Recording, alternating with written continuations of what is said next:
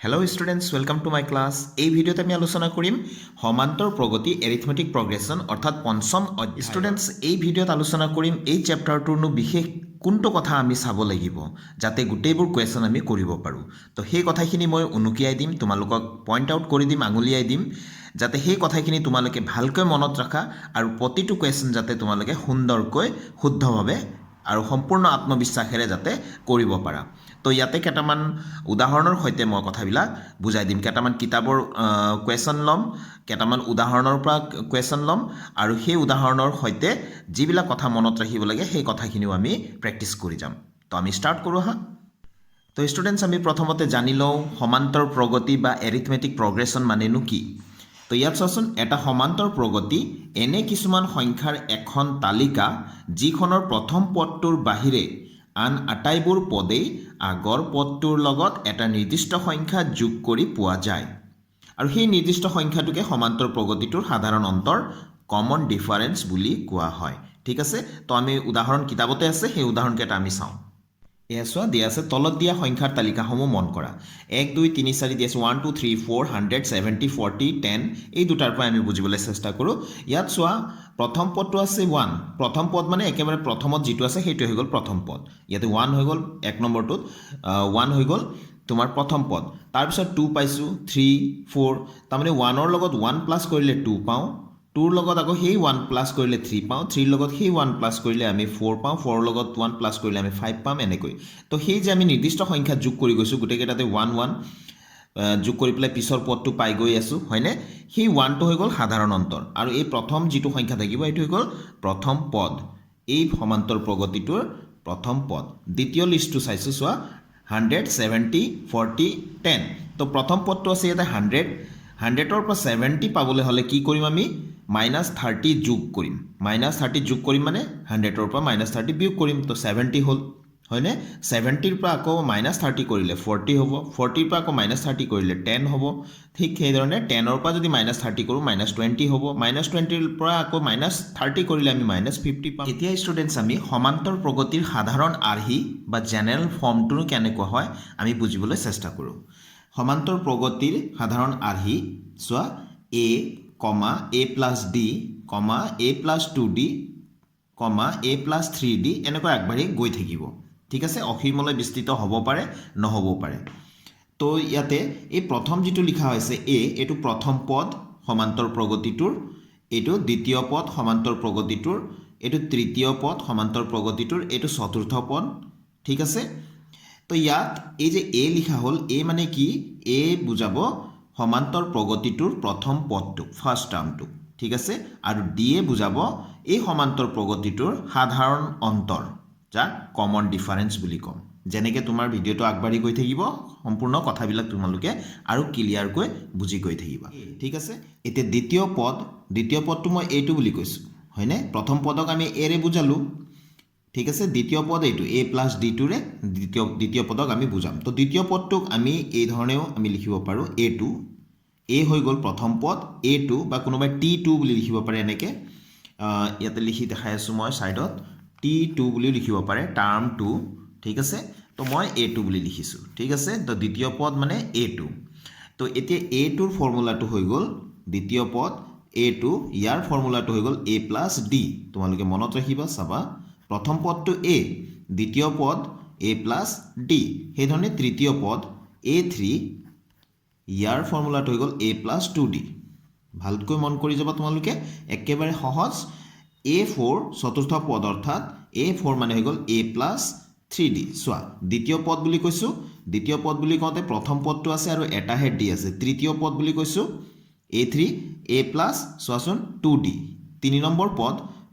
পদত d কেইটা আছে? দুটাহে আছে। 4 নম্বৰ পদত d কেইটা আছে? চোৱা, তিনিটাহে আছে। ঠিক সেইধৰণে আমি এইটো ধৰা আগবাঢ়ি গৈ আছোঁ। তো মোক লাগে 10 নম্বৰ পদ, দশম পদ, মই লিখি নাথাকোঁ, ডাইৰেক্ট লিখিম a10, মানে দশম পদ। দশম পদটো হ'লে কিমান হ'ব? নিশ্চয় তোমালোকে গম পাই গৈছে এতিয়া, a প্লাছ 9d। যেই নম্বৰ পদ হয় d এটা কম থাকে, প্ৰথম পদটো সকলোতে থাকিব। চোৱা, ঠিক আছে, সেইধৰণে মই আগবাঢ়ি গৈ আছোঁ। মোক এতিয়া ধৰা 20 নম্বৰ পদটো লাগে। ঠিক আছে, 20তম পদটো লাগে। তো a20 কিমান হ'ব? নিশ্চয় গম পাই গৈছে, a প্লাছ কিমান হ'ব 20 এক কমি গ'লে 19 ডি ঠিক আছে সেই ধৰণে মোক যদি লাগে 100তম পদটো a 100 কিমান হ'ব a প্লাছ 99 ডি ঠিক আছে এইটো আমি মনত ৰাখিব লাগিব চাবা কিমান সহায় হ'ব পিছত মই উদাহৰণৰ সৈতে দেখাই দিম সেই ধৰণে আমি গৈ আছো আমাক লাগে nতম পদটো ঠিক আছে এটোতো আমি গম পাই গলো 10 নম্বৰ পদ 20 নম্বৰ পদ 100 নম্বৰ পদ তো আমি যিকোনো পদৰ কাৰণে যদি আমি ফৰ্মুলা এটা বনাব যাওঁ তেনেহলে nতম পদ n মানে এটা সংখ্যা আৰু nতম পদটো আমি কিমান লিখিম a প্লাছ সোয়া ইয়াতে 100 আছিল 100 - 1 99 হয় নে নহয় n টো সংখ্যা নহয় গতিকে আমি লিখিব লাগিব n - 1 অৰ্থাৎ এটা কমি যাব যেনেকৈ 100 - 1 এটো 99 গতিকে n - 1 লগতে কি পূৰণ কৰিব লাগিব d পূৰণ কৰিব লাগিব এইটোৱে হৈ গল আন এটা ফৰ্মুলা n তম পদৰ ফৰ্মুলা সমান্তৰ প্ৰগতি এটাৰ n তম পদৰ ফৰ্মুলা তো ষ্টুডেন্টস an ক AP টুৰ AP মানে হৈ গল সমান্তৰ প্ৰগতি ইংলিছত এৰিথমেটিক প্ৰগ্ৰেছন বুলি কয় যে গতিকে আমি শৰ্টকাটত AP বুলি লিখিব পাৰো তো an ক এইটো an ক সমান্তৰ প্ৰগতি টুৰ বা AP টুৰ n তম পদ বুলি কোৱা যায় ঠিক আছে ইয়াক আমি ইংলিছত জেনাৰেল টাৰ্ম বুলি কোৱা যায় জেনাৰেল ফৰ্ম নহয় জেনাৰেল টাৰ্ম বুলি কোৱা হয় বা nth টাৰ্ম বুলিও কোৱা যায় তো ইয়াতে চাবা এতিয়া তোমাক ইয়াতে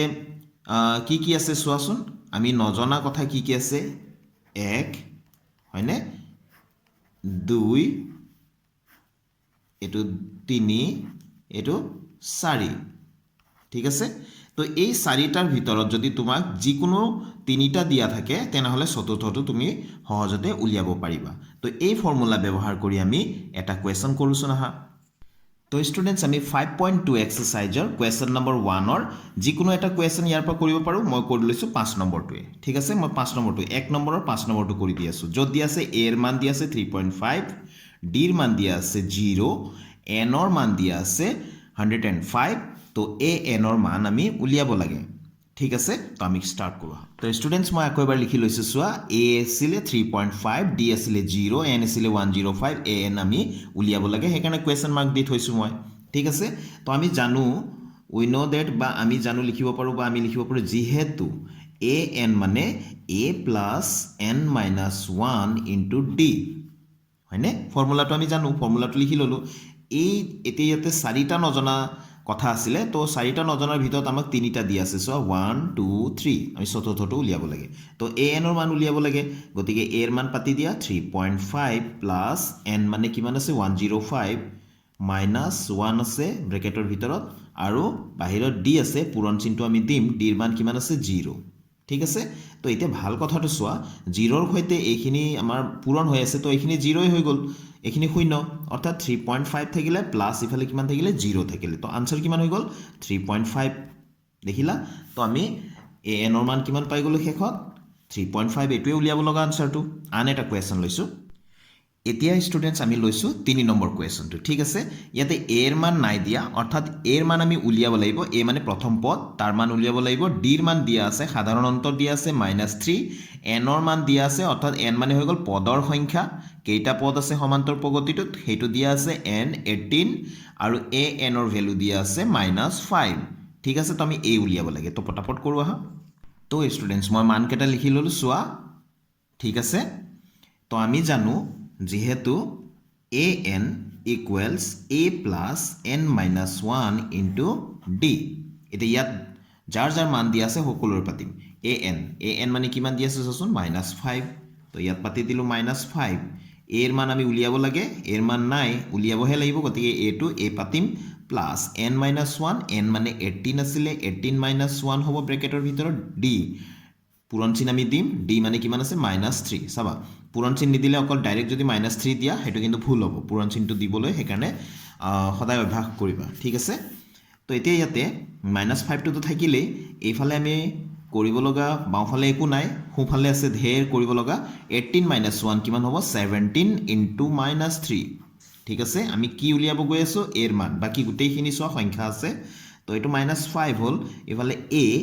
আৰু +17 into -3 কিমান হ'ব -51 পূৰণ কৰি দিয়া এই দুটা কিমান পাম -51 এতে a ৰ মান উলিয়াব লাগে গতিকে a ৰ হৈতে থকা পদবিলাক আমি সংখ্যা যিবিলাক আছে সেইবিলাক আমি সমান চিনৰ ইটো পাৰে লৈ আহিম তো -5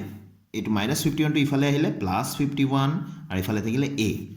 অৰ্থাৎ a সমান এইখিনি মাইনাস কৰিলে যিমান হ'ব সিমান মাইনাস কৰি দিওঁ কাৰণ এটা মাইনাস আৰু এটা যদি মাইনাস থাকে আৰু এটা যদি প্লাস থাকে তেনেহলে সদায় বিয়োগ কৰিম ঠিক আছে 51 ৰ পৰা 5 গলে আমি পাওঁ 46 ঠিক আছে সমান a অৰ্থাৎ a ৰ মান আমি কিমান পাই গলো 46 = a মানে a = 46 তো আমি পাই গলো a ৰ মান 46 তো এই ধৰণে আমি এই ফৰ্মুলাটো আমি ব্যৱহাৰ কৰিম ঠিক আছে